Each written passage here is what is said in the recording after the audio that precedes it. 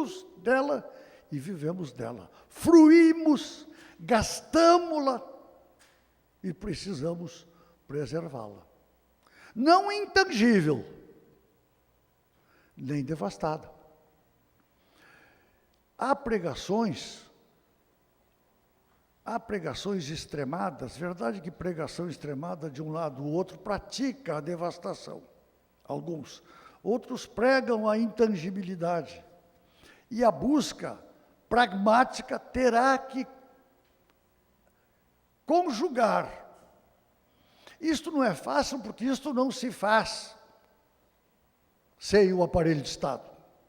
Não se faz. Nós dispensamos o aparelho de Estado para nossos sentimentos, às vezes devemos escondê-los do aparelho de Estado.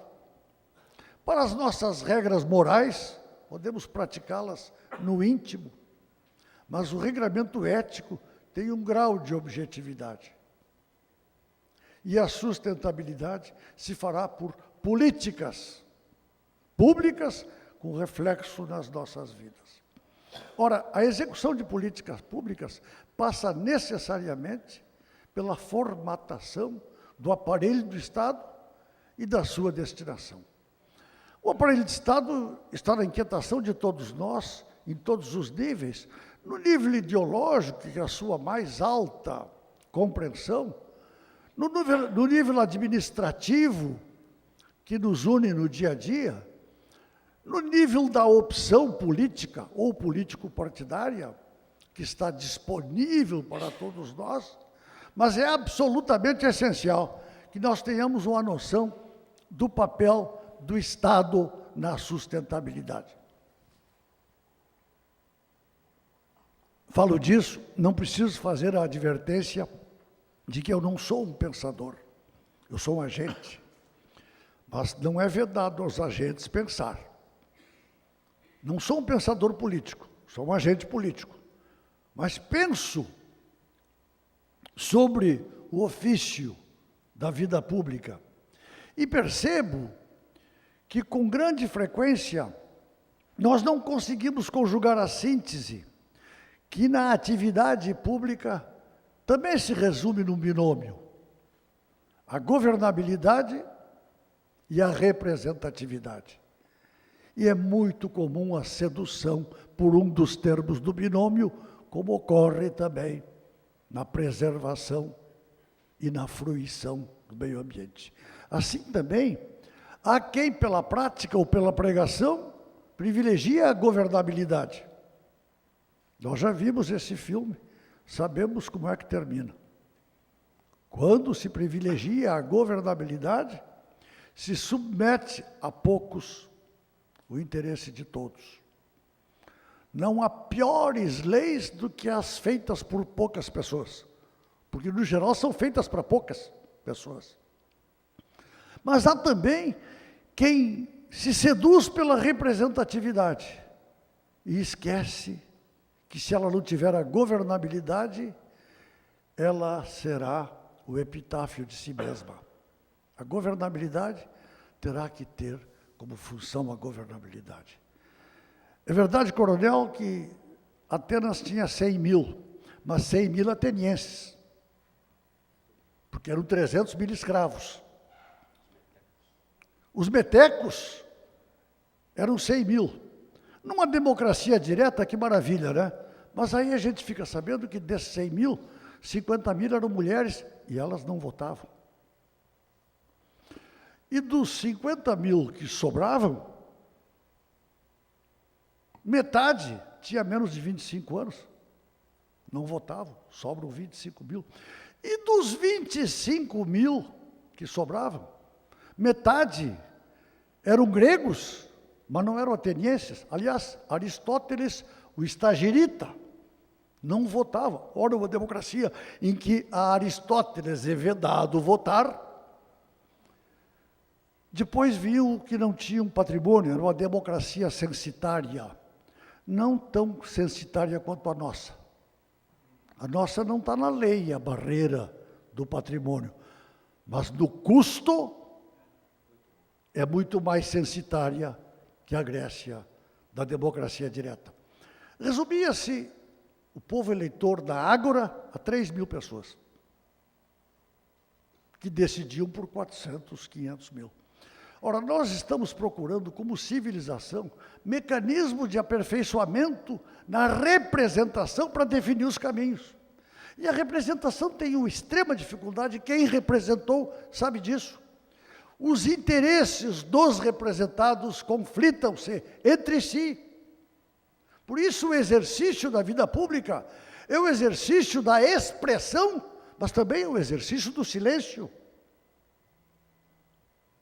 para compatibilizar interesses amplamente variados no mecanismo de representação. Nós sabemos que há um questionamento do modelo democrático representativo. Percebemos isto. As redes sociais, o alcance da internet, a ideia apressada, na minha visão, de que se todos sabem de alguma coisa ao mesmo tempo, isto é opinião pública. Não. Quando todos sabem isoladamente da mesma coisa, muitas vezes tem um segredo repetido. Vida pública é o convívio, é a comunhão da informação. Daí a importância dos veículos. O Cícero não recomendava apenas deleitar, ele queria também que se demonstrasse, que se comovesse para convencer. Eu não estou pretendendo nem comover, nem convencer, mas demonstrar. Temos que ter uma inquietação, sim, com os veículos de comunicação, e a minha preocupação, César, se volta muito mais para a televisão. Porque aquilo que está escrito busca a nossa cabeça. E alcança. Mas nós temos defesas, muitas vezes sólidas, na nossa cabeça.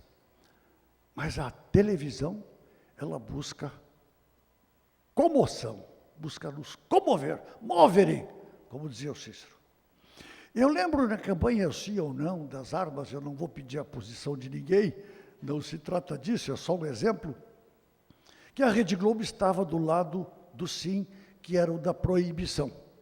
E a gente via um comercial ou um noticiário e aparecia um deputado nordestino com um trabuco na cintura e dizendo com sotaque característico: bandido bom é bandido morto. E se seguia Fernando Montenegro falando de um jovem que foi assassinado por uma bala perdida e terminava perguntando: quem devolverá o filho a esta mãe? E a lágrima corria e a câmera congelava naquela lágrima. Eu acho que o filme terminou bem, porque tudo isto, e a Rede Globo perdeu essa batalha. Isto me conforta. Televisão pode muito, mas não pode tudo. Estou fazendo esta referência porque é muito comum a gente assumir verdades absolutas que têm grande massificação. E eu me lembro de um jornalista americano, que era humorista como se fosse inglês, dizendo que todo problema complexo, Henry Mencken Jr., todo problema complexo tem uma solução simples, clara, lógica e errada. Por isto, eu acho que pensar sobre sustentabilidade, pensar onde está o conflito, não negá-lo, não negá-lo.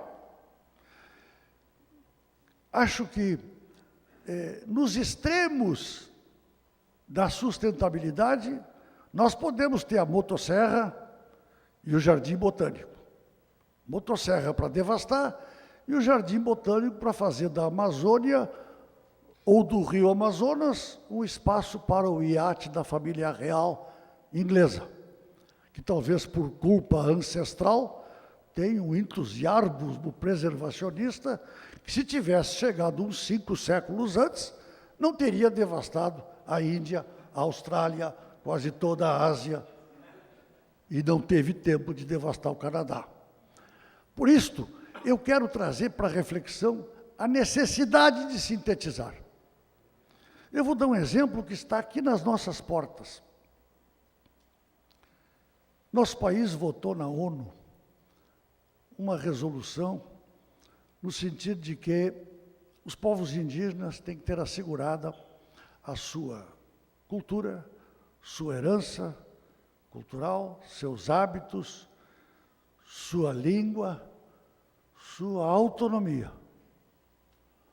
E a gente imagina que está pertinho dessa palavra poder ser substituída por outra, soberania. E nós temos um processo colonizador cruel, sabemos disso. Mas temos também um processo de ocupação deste espaço, que é um milagre da colonização portuguesa. E devemos buscar a síntese da preservação que queremos assegurar aos povos indígenas com a preservação do nosso modelo nacional de desenvolvimento. E não temos facilidade de encontrar este caminho da síntese. Busquei esta matéria como exemplo da dificuldade de encontrar onde está a síntese. Nem na intangibilidade da natureza, não podemos convencer o caboclo da Amazônia a morrer de fome ao lado da tartaruga. Ele não vai morrer de fome. A primeira regra ética que ele vai cumprir é a da sobrevivência dele e da sua família. Também não vai morrer de fome à sombra de árvores majestosas. Vai devastá-las? Cumpre a quem pensa, conduz, participa do processo decisório, buscar a síntese, que se expressa nessa palavra comprida, um pouco desajeitada, que é sustentabilidade. Este desafio está vinculado ao aparelho de Estado, ao seu papel e à sua capacidade de ser expressão desta síntese. Acho que, lamentavelmente, o nosso aparelho de Estado está defasado em função das necessidades do Brasil. Estou convencido de que o Brasil está à frente do seu aparelho de Estado, que o aparelho de Estado freia o Brasil. E não sou pregador nem adepto do Estado mínimo, mas me assusta também o Estado obeso, que é intrometido e omisso. Se intromete no que não deve. Houve um tempo que o Banco do Brasil era proprietário de uma fábrica de lingerie, provavelmente através de um devedor inadimplente. Mas, tendo gosto, tornou-se, durante muitos anos, proprietário de uma fábrica de lingerie. Não me parece que esteja entre as prioridades de um banco público. Esta percepção de que o Estado intrometido não é o Estado agente. O Estado agente deve ser magro para ser ágil e intervencionista nas suas atribuições. Soberano para não abrir mão das suas obrigações como Estado e a capacidade de intervir na educação, propiciar a educação, a infraestrutura, os meios, uma capacidade de intervenção, de regular o mercado pelo interesse público, sem substituí-lo. Esta conjugação eu vejo nesta palavra sustentabilidade. E vejo que há crescentemente uma busca disso. Uma busca de negar a devastação, mas também compreender que nada é mais poluidor do que a miséria, do que a fome. Já nem falo da pobreza. A busca da superação deste conflito é o desafio. Infelizmente, o nosso processo constituinte, me permita uma breve referência a isso, um pouco por gosto, estávamos lá, Luiz Roberto Ponte e eu, mais 559, numa obra que, me lembro que quando eu estive exilado em casa, eu fui lecionar Direito Constitucional na UBRA, e a minha primeira pergunta, Facione está aí ainda? Eu vi na chegada, ô Facione, um abraço. dos mais atuantes, até hoje. Mas eu lembro, acabei de esquecer, Facione, você me desviou. Não, não foi. Mas não devia ter grande relevância. Não devia ter grande relevância. Mas a busca, me parece, da superação disto, está um pouco prejudicada pelo Estado brasileiro que saiu da Constituinte. Qual foi o que saiu? O velho, o que chegou. Nós, da Constituinte, Flávio, quero te transmitir esse sentimento pessoal. Eu cheguei lá achando que a Constituinte tinha vindo tarde demais. Há 10 anos que falamos nisso, Constituinte, eleições diretas, anistia, já vem tarde demais. No meio do processo Constituinte, passei a achar que estava vindo cedo demais. Por quê? Porque o fantasma do passado estava em cima do nosso cangote, impondo condutas, impondo vacinas contra o regime anterior, e impondo uma Constituição que fizemos do século XXI, ambiciosa, generosa, condoreira, cidadã, como disse Ulisses. Mas o aparelho de Estado ficou no século XIX. O modelo eleitoral da Lei Saraiva, 1881, é mais equilibrado que o atual. Produzia uma minoria respeitada e uma maioria para governar. O atual modelo produz o quê? Na Câmara dos Deputados de hoje, 27 minorias e nenhuma maioria. 27 ontem, hoje talvez seja 28, 29, 30. E o aparelho de Estado ficou incapaz de responder com a agilidade necessária a estes desafios. Por isto, como agente político, que sou, e não um pensador político, eu faço esta avaliação vinculada à nossa realidade e à necessidade de cobrarmos do poder público a busca pela síntese capaz de não ignorar o conflito, não fazer deles uma soma aritmética, mas buscar a superação do conflito pelo avanço, que é a função pública por excelência.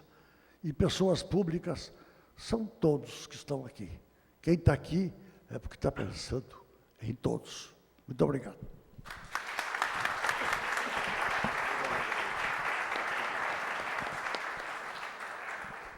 Há uma frase do Ulisses Guimarães na promulgação da Constituição que é muito esquecida, quando ele diz que a Constituição tem substância democrática e cristã.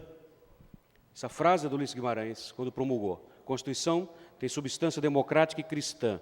E tem substância cristã por esses valores que nos trouxeram aqui hoje, da dignidade da pessoa humana, desse humanismo que nos inspira a discutir a sustentabilidade, como o senhor mesmo disse, doutor Ibsen, problemas complexos, respostas complexas. Sustentabilidade exige discussão, mas a sustentabilidade também é o pseudônimo, ou um dos pseudônimos da solidariedade. Então, quando o senhor disse que não precisava ser filho do Hegel para aprender a fazer síntese, eu quero trazer uma frase do Jacques Maritain, em que ele diz que não precisa ser filho do Rousseau para defender a liberdade, e muito menos filho do Marx para lutar por avanços sociais. Nós podemos fazer essa luta sem precisar ir por um caminho ou pelo outro. E fechando com João Paulo II, que nos lembra que a doutrina social da Igreja não é uma síntese, mas é uma categoria própria.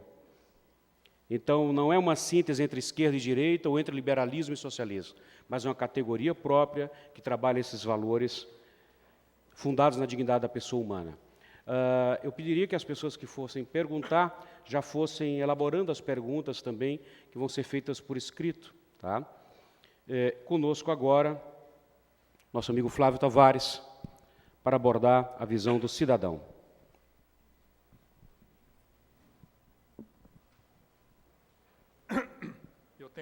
Vamos ver.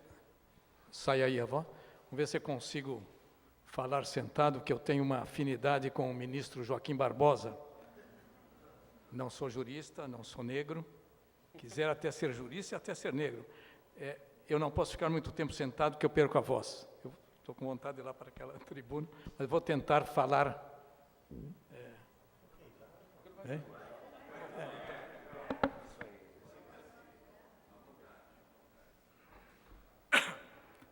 Vamos ver se consigo. Eu não vou saudar a mesa a cada um, porque senão vai parecer que nós estamos aqui num jogo de ping-pong. Então, eu vou saudar o que eu menos conheço da mesa, que eu conhecia há bem pouco tempo, que é o Vambert, que é um maranhense gaúcho. Paraibano. Que passou pelo Maranhão. Eu sei que tinha... Bom, meu velho amigo Ibsen, o Luiz Coronel, que no tempo da ditadura era o único coronel com quem se podia falar livremente aqui. E o César Freitas, que eu também sou Freitas, mas não somos parentes, mas no fundo todos nós do gênero humano somos parentes, né?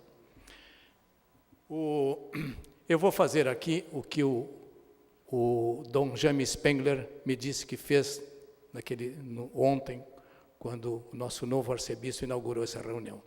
Eu vim cumprimentá-lo aqui ao final, levado pelo Beto Meix, que eu não conhecia, o Dom Jaime, e ele me disse, eu não fiz uma palestra, eu fiz apontamentos. Então, eu quero também fazer a vocês alguns apontamentos, seguindo a deixa que nos deixou o Dom Jaime Spengler. O que me chama a atenção na história da sustentabilidade é que eu tenho medo de que a sustentabilidade seja uma forma científica de fazermos com o meio ambiente e com a vida, darmos aquele jeitinho brasileiro. Arrumamos um pouquinho aqui, um pouquinho lá. Eu concordo com Ibsen que a sustentabilidade tem dois sentidos que confluem para que nos dê essa sustentabilidade, ou seja, que nos torne possível conviver e nos torne possível manter a natureza dos fatos. Mas eu tenho muito medo dessa palavra. E, principalmente na atual sociedade de consumo, em que a expansão tecnológica está acima de tudo que nós podemos pensar. Há 10 anos atrás, se nós pensássemos que na eletrônica de hoje, era impensável que nós poderíamos falar com uma pessoa, falo com uma pessoa no Canadá, vendo ela em Ottawa, eu em Porto Alegre. Então, a expansão tecnológica me dá certo medo, porque faz, às vezes, com que as palavras percam o sentido.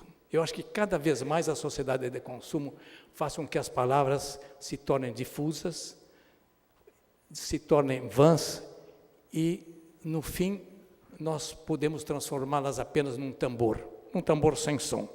Entendeu? Com as palavras nós justificamos tudo, justificamos as guerras, justificamos as doenças, justificamos a maldade, até justificamos a bondade, porque hoje nós temos que, em determinado momento, até justificar a bondade. Há muito pouco espaço na atual sociedade de consumo para a bondade. A bondade passou a ser uma coisa meio piegas, meio fora de moda, meio démodé, né? Ser bondoso, ser bom, está meio fora de moda. Hoje eu tenho que disputar. Tenho que disputar, amalgamar o que está na minha frente, ser melhor do que qualquer um. Bom, então eu acho que nessa voragem da sociedade de consumo, sempre em expansão, nós temos que ter muito medo do que possa nos suceder nesse expansionismo do consumo. Eu hoje tenho medo do consumo, porque o consumo nos criou a visão do desperdício, como se o desperdício fosse uma benesse da natureza. Viu? Nós perdemos a noção de que a natureza é quem manda em nós, e nós passamos a mandar na natureza, ou seja, a tecnologia passou a ser mais importante do que a obra da criação. E como isso aqui é um encontro dos dirigentes cristãos da empresa, não de empresas cristãs, não há empresas cristãs, há empresas, mas de dirigentes cristãos da empresa, eu acho que algumas coisas nós podemos falar subentendidamente. Basta fazer o enunciado que vocês vão entender. Até porque há um santo do século XX, que diz que a oração do cristão é fundamental, mas a oração do cristão nunca é um monólogo, é sempre um diálogo. Isso são palavras do São José Maria Escrivá, que é o santo do século XX. o único santo de óculos da igreja. Porque nessa voragem, nós deixamos de ser cidadãos e nos transformamos em consumidores. Hoje nós consumimos tudo. A propaganda, cuja crítica foi muito bem feita por esse publicitário que aqui está, o Luiz Coronel, ele fez a crítica agora, né, da propaganda vã. A propaganda nos transformou numa espécie de robô, ou boneco. Viu? Eu digo sempre que os filósofos da atualidade são os publicitários, porque os preceitos comportamentais, de comportamento, são os publicitários que nos dão. E a publicidade que nos faz tomar Coca-Cola, tomar um refrigerante em vez de tomar um copo de leite, em vez de tomar chimarrão, nós tomamos qualquer refrigerante. A publicidade é que nos faz vestir de um determinado modo, nos faz comer a comida industrial, nos faz comer petróleo. Nós hoje comemos petróleo. Viu? A publicidade, a publicidade eu acho que é apenas um instrumento, mas a não responsabilidade empresarial nos faz comer petróleo. Viu? Esses caldos artificiais são todos feitos à base da química do petróleo, viu? A química do carbono. Então, nós comemos todos os dias caldo Maggi, caldo Knorr, caldo não sei o que, estamos comendo petróleo. Então, a responsabilidade empresarial, eu acho que ela se dilui na voragem do consumo. Viu? Como o lucro passou a estar na frente de tudo, não a vida, viu? Quando a vida que devia substituir o lucro é apenas um acessório da nossa vida. Não, mas então nós temos o lucro é uma espécie de bola de neve descendo uma montanha. Ele sempre tem que se multiplicar, até porque ele precisa